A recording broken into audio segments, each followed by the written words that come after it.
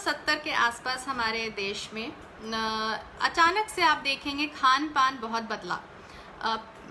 65 के आसपास अकाल आया था, जिसके बाद हमने फूड एड में अमेरिका से वीट लिया था। उसके बाद से अचानक से हमारे यहाँ का खान पान बहुत बढ़ गया। और जब हम खान पान की बात करते हैं तो खेती की बात करनी होगी, क्योंकि खाना ऐसे फैक्ट्री में नहीं बन रहा है, खाना खेतों से आता है। तो हमें थोड़ी समझ खेती की भी यहाँ होगी। मैं अपने चर्चा में उसको अवश्य इंक्लूड करूँगी।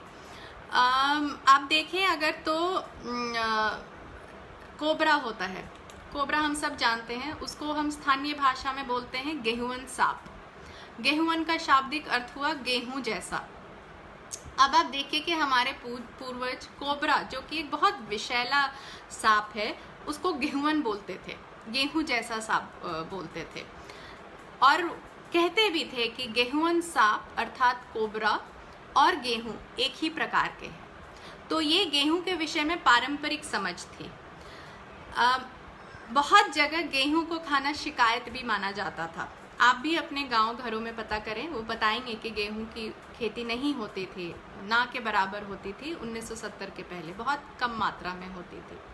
जहां कहीं खाया भी जाता था, बहुत कम खाया जाता था। कुछ लोग बताते हैं कुटुंब आने के अवसर पर खाया जाता था, पर मुख्य भोजन की तरह तो बिल्कुल नहीं खाया जाता था। जो गोधूम होता है, गौशाला में जलाया जाता है मच्छर आदि भगाने के लिए, वहाँ से ये गेहूं शब्द आया है। उसमें गेहूं का प्रयोग किया जाता था गोधूम में। तो आप सोचिए कि जो पारंपरिक समझ थी गेहूं के बारे में, कि गेहूं सांप वाली जो समझ थी, उसको हमने एकाएक बदल दिया, रातों रात बदल दिया, और हमने इसको हेल्दी होल व्हीट घोषित कर दिया। और वो भी तब जबकि गेहूं तो के बीज भी कृत्रिम हो गए, क्योंकि वो प्राकृतिक बीज आज उसकी खेती नहीं होती है, गेहूं की कृत्रिम वाले बीज की खेती होती है मुख्यतः।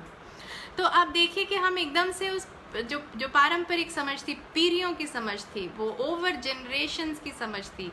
आज हम जो प्रयोगशाला में प्रयोग करते हैं, वो या तो 10 चूहों पे करते हैं या 10 दिनों के लिए देखते हैं कि क्या है इसका परिणाम। लेकिन ये तो पीढ़ियों का डेटा है। आज हम डेटा की बात करते हैं, पीढ़ियों का डेटा था, और उस समझ से हमने एकदम से उसको सर नीचे और पैर ऊपर करके हम उसको देखने लग गए। कुछ अब आधुनिक विज्ञान भी इस ओर इंगित कर रहा है कि जो गेहूं है, उसका जो प्रोटीन होता है ग्लूटेन, उसको पचाना बहुत सरल नहीं है मनुष्य में जो पाचन प्रक्रिया है उसके लिए। तो संभावना होती है कि वो आधा पचा हुआ रह जाए, और जो वो आधा पचा हुआ रहता है वो एक ओपियोइड बनता है, ग्लूटियोमॉर्फिन उसको कहते हैं। ओपियोइड क्या होता है? जिसका प्रभाव हमारे शरीर और मस्तिष्क पर अफीम की तरह होता है, ओपियम की तरह होता है। ओपियम मतलब अफीम। इसका मतलब कि जो वो बन जा रहा है शरीर में, क्योंकि पूरी तरह पचना उसके लिए आसान नहीं है, तो संभावना रहती है कि बन जाए वो ओपियोइड। तो आप देखिए, जो ओपियोइड रिसेप्टर्स होते हैं वो हमारे पाचन तंत्र में होते हैं, मेरु तंत्र में होते हैं, वो हमारे मस्तिष्क में होते हैं, वो हमारे इम्यूनिटी सेल्स में होते हैं। तो जो इसका दुष्प्रभाव हो रहा है वो बहुआयामी हो रहा है। सिर्फ शरीर और इम्यूनिटी पर ही नहीं हो रहा है, हमारे मस्तिष्क पर भी हो रहा है, हमारे मन पर भी हो रहा है, हमारे सोचने की शक्ति पर भी इसका प्रभाव हो सकता है, क्योंकि ओपियोइड रिसेप्टर्स वहाँ भी होते हैं। अब यहाँ पर एक स्वाभाविक प्रश्न उठता है, क्योंकि हम गेहूं इतने बड़े मात्रा में आज उसका सेवन कर रहे हैं, तो एक स्वाभाविक प्रश्न उठता है कि फिर हम क्या खाएं। तो आप देखिए कि हमारे पूर्वज मिश्रित खेती किया करते थे। अनेक प्रकार के अनाज होते थे, सिर्फ अनाज ही नहीं, दलहन, तिलहन, फल फूल, पशुओं का चारा, सब कुछ उपजाया जाता था। औषधीय जो होते थे हर्ब्स, उनको भी उपजाया जाता था। तो जैसा मैंने कहा, भोजन स्थानीय होना चाहिए, तो हमें अवश्य अपने गांव घरों से जुड़ना है और पता करना है कि वो क्या खाते थे। अधिकांश जो मुझे पता चला है वो देसी चावल खाया करते थे। आज हमने चावल को भी बहुत अच्छा, हम चावल को नहीं मानते हैं, हालांकि देसी चावल खाया जाता था और बड़ी मात्रा में खाया जाता था। मोटे अनाज खाए जाते थे। विभिन्न प्रकार के मोटे अनाज होते थे, आज हम इसको अंग्रेजी में मिलेट्स कहते हैं। और मोटे अनाज भी स्थानीय हुआ करते थे, जैसे मैंने कहा अनेक प्रकार के होते थे। कुछ मैं उसके उदाहरण देती हूँ जो लिस्ट मेरे पास है, हालांकि इससे कहीं अधिक होंगे। फिंगर मिलेट होता है, मड़ुआ जिसे कहते हैं। कोदो मिलेट, कोदो। सोरगम, उसको ज्वार कहा जाता है। लिटिल मिलेट, इसको समा कहते हैं।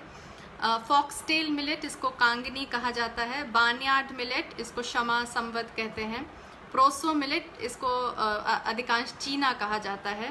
पर्ल मिलेट, बाजरा। बार्ली, उसको जौ कहते हैं। अमरंथ, राजगीरा कहा जाता है। ब्राउन टॉप मिलेट, हरी कांगनी। वाटर चेस्टनट, सिंघारा पानी फल।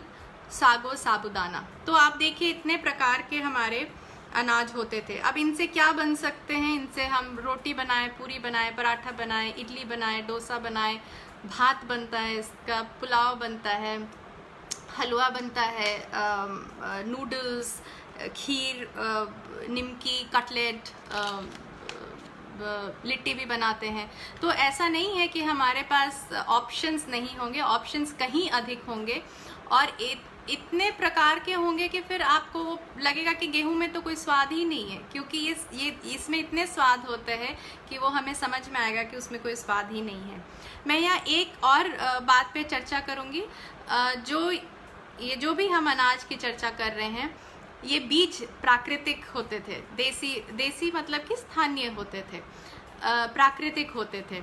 आज इनके भी ये जो पारंपरिक अनाज है, इनके भी बीज अब मॉडिफाई कर दिए जा रहे हैं। तो हमें बहुत इसका ध्यान रखना है, क्योंकि जैसा मैंने कहा, भोजन ऐसा नहीं है कि मॉल से आ रहा है या होम डिलीवरी में आ रहा है, वो खेतों से आता है।